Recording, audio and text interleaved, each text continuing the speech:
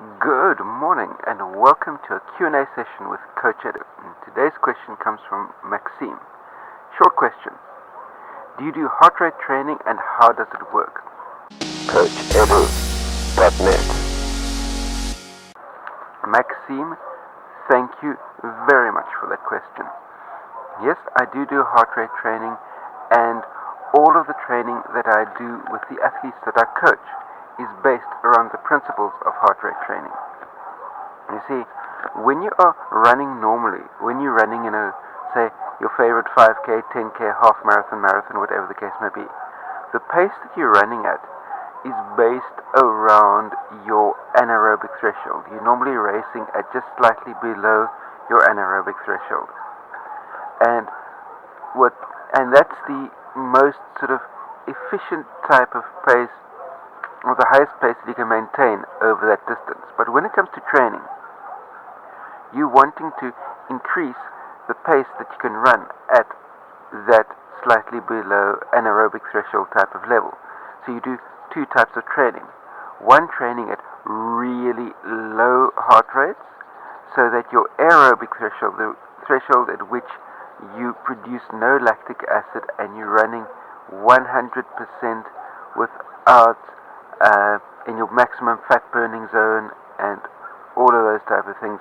When you operating at aerobic threshold, then if you do most of your training there, then what happens is over a period of time you increase the pace that you're able to run at aerobic threshold.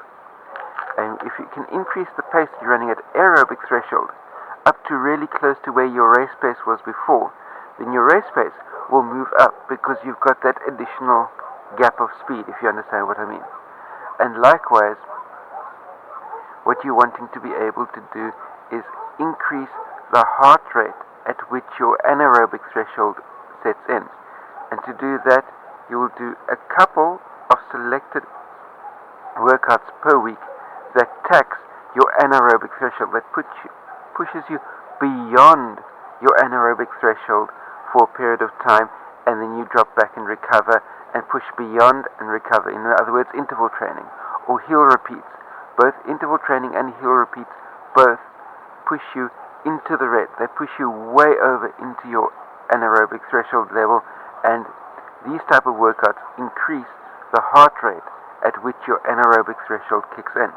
And that's the other effective form of training. The athletes that I coach do none of their training at, or almost none of their training at, their slightly below anaerobic threshold race pace type of heart rate, because it's just simply not an efficient way to train. Also, you only do 1 or 2 sessions per week up into the anaerobic level.